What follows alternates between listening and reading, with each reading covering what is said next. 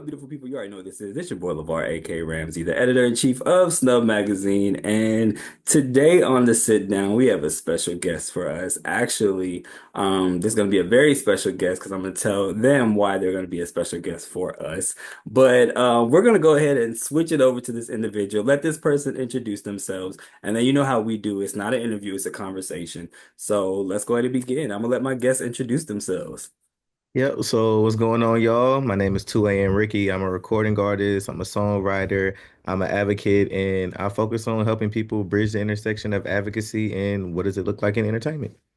Definitely, definitely. Well, one, I appreciate you coming on this platform and talking with us today because looking at the plethora of things you've already done and doors you've already opened, I want to say thank you for choosing our platform to be able to discuss that because not many people take the time just to have that regular conversation with us. You know, like people always try to shy for conversations. Like, no, if you're going to be an advocate or you're going to talk about it, let's talk about it. Let's be real about it. Let's be upfront with it, you know?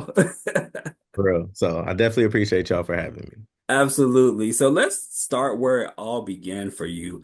Where did music, advocacy, all of it start from you? Like the very beginning of when you was like, you know what? This is what I want to be and where I want to head. Ooh, I've always been into music. Like all my life, I've written music. I've aspired to be an artist and all those things. I think I realized it was something I was really called to be doing in 2015.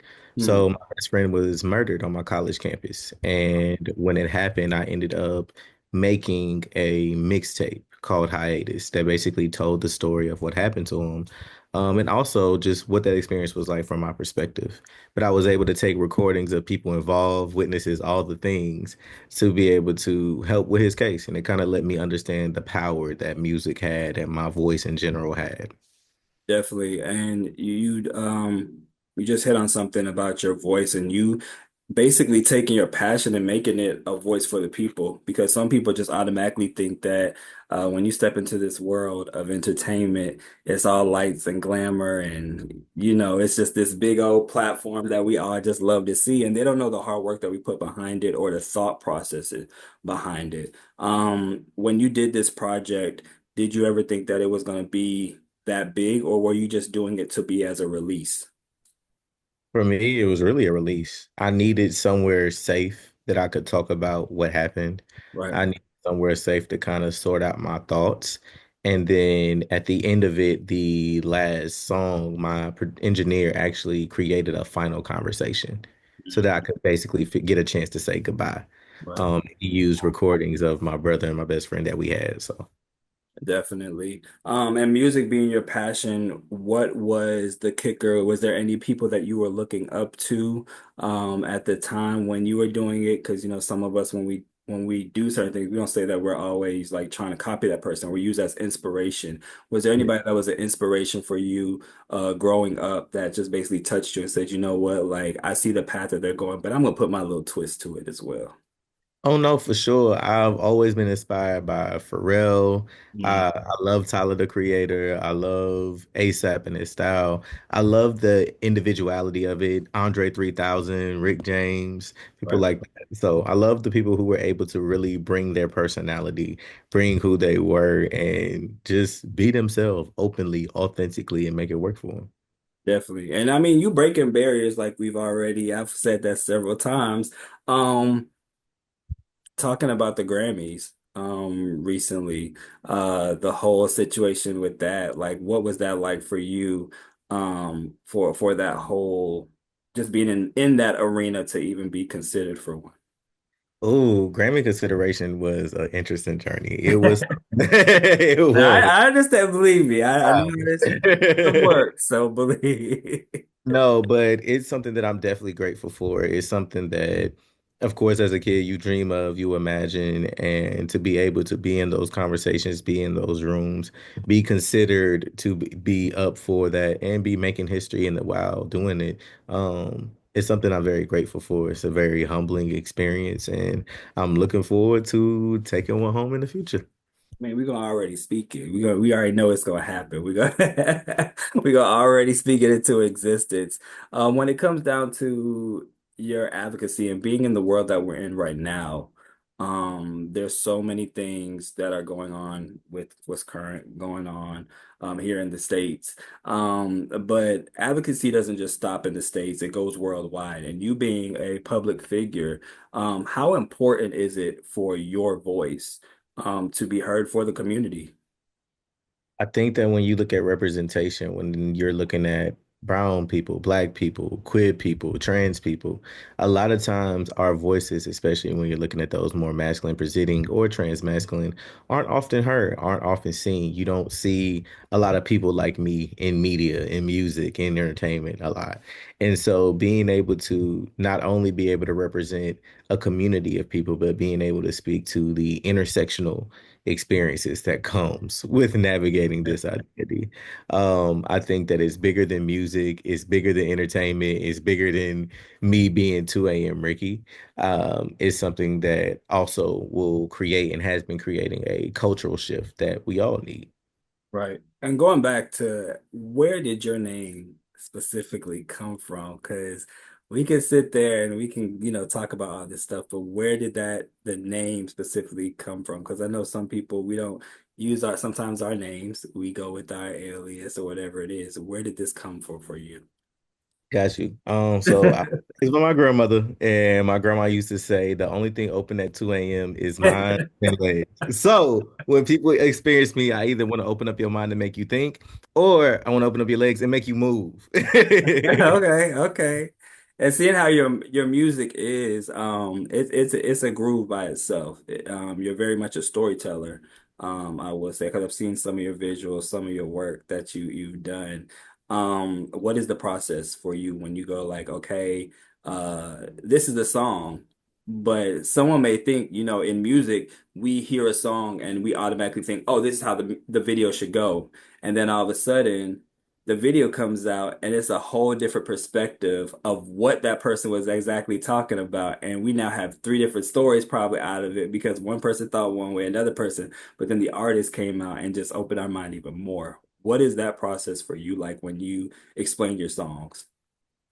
For me, I think you're right. I am a storyteller. And so I like to allow people to see and feel the different stories that I'm telling with y'all. So for instance, I just put out a new single, TDLR, right? It's feel good, it's nostalgic, it make you think about your mama and your aunties and them sitting there on the porch talking about them their good old days that Right. we don't know about, you know what I mean? Right. Yeah.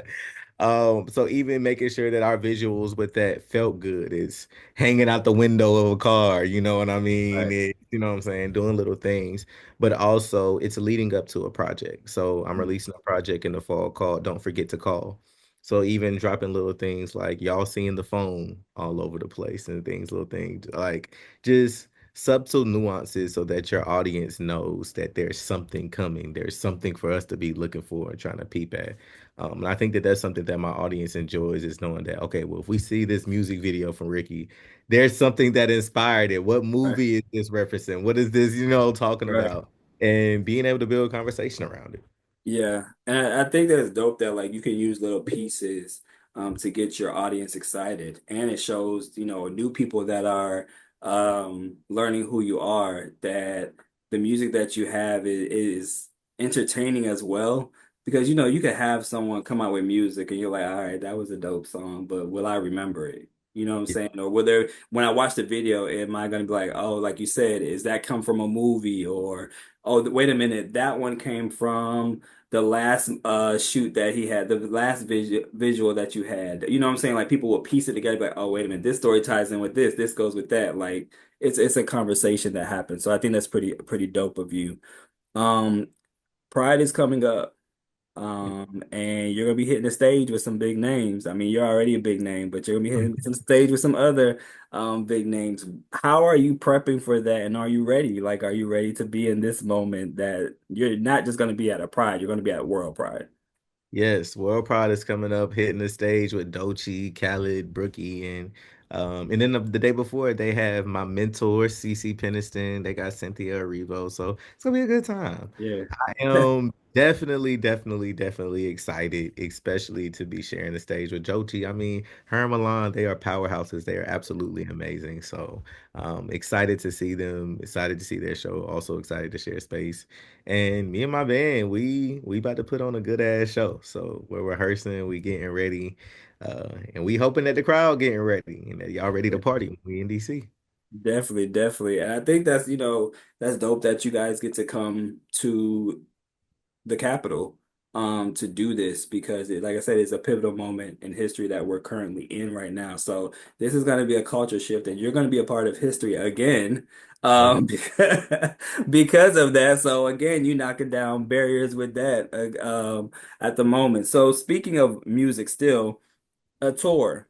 Or is the people going to be getting a tour? Is the people going to be seeing anything coming up from you that that they can see you besides Pride, or is anything going to be in the movement for you? Yes, so we do got a tour coming up, so make sure y'all stay tuned because it's coming for y'all. Tour coming up, new project coming out. Both of those things will be coming for y'all into the fall. And in the meantime, of course, we got World Pride coming up. We have Closet Case Festival in Atlanta, July 27th. And then, of course, make sure you following me. Stay tuned because I got a couple more that I'll be announcing soon. Definitely. Anything as far as like advocacy when you think about it, is there anything in the community that you feel when we talk about advocacy, allyship that's missing in the community as far as like with cisgender people, with LGBTQ people, is there anything that there should be a bridge or a gap that you're speaking on or just a statement piece that you always write on to make people understand that we're visible, we're here. I think that creating space of not only opportunity but resource and connections and intentional conversation is very necessary. And so that's why I've started the Move initiative. It focuses on mobilizing different BIPOC creators, queer, trans folks, and also putting resources in their hands. So, for instance, in September, we'll be doing a songwriters retreat for a group of artists, producers, engineers, but also tying in wellness and mental health. So not only what does it look like to be able to create music that you can get residual income for and place it in TV and film, but what do you do with that residual income? What does it look like to, sit down with people in the recording and academy and talk about diversity and inclusion and sit in rooms with other peers and just really talk about what does safety look like from navigating it from our intentional bodies in space. Definitely. And we do a thing on the sit down where we ask three questions before our final question. It's simple. It's just like a little game we play all the time. And you just answer it the best way, however you know how to answer. Do it the 2 a.m. Ricky way. All right. You do keep it that way. Number one, what's three things that best describe who you are as an individual? Ooh, three things to describe best describe me as an individual. Yeah. I would say creative. I would say innovative, and I would say, hmm, I would say I'm a dreamer. I dream big. I do. Okay. And you said innovator, correct? Yep. Okay, and we're going to use that one for instance. Why would you say you're an innovator?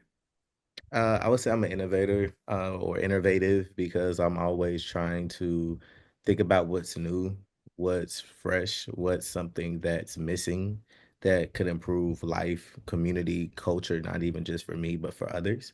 And I also think about when you look at myself, you look at my life, you look at my career, it's there's a blueprint. There's not other people like me that I can look at and say, hey, this person has done what I've been doing in the industry.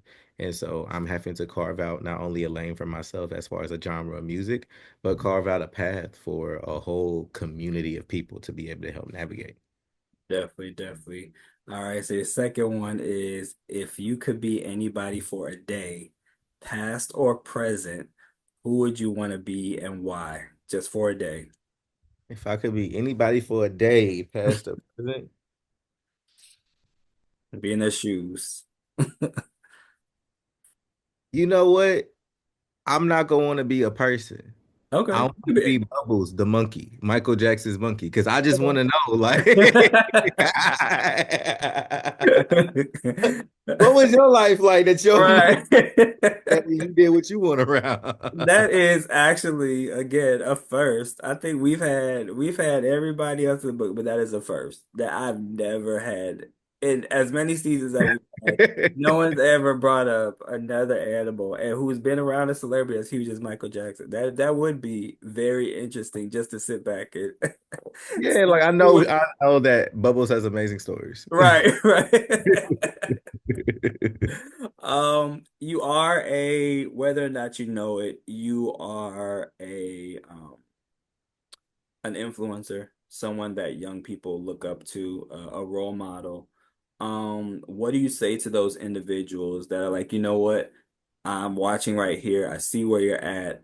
We, as many know, they don't know everybody. We don't know everybody's struggles. We don't know what they've been through. But what do you say to those individuals? Like, you know what? I want to get to that mark. And how can I succeed? Um, I would say you don't have to know how if you know who. So if you believe in God, the universe, whatever that how higher power is, you have to trust in them that whatever air they breathe into you, whatever purpose they breathed into you, it's intentional. It's there for a reason. If you still here, they're gonna make sure that it comes to pass.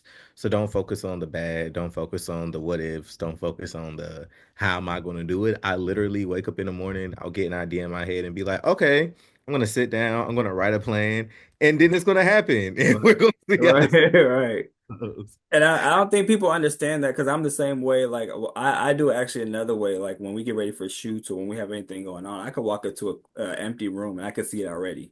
And people are Mm. like, what are you looking? I'm like, I see it already. Don't worry about it. And I'll go and start writing out everything I see in my head. And people don't understand that when you write it out on paper, that's your first step.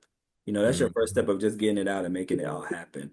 So, our last thing on it, what is some last words that you want to give to the audience out here?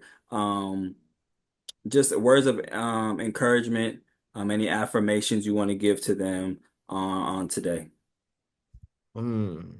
Keep dreaming, keep believing, keep being yourself, and make sure you go stream TDLR because then your whole day will be better. And let everybody know where they can find you at, how they can reach you, moving forward for this. Yes, so make sure y'all follow me on social media at number two AMRICKY. Check out my new single TDLR and check out my latest project. Listen if you're lonely.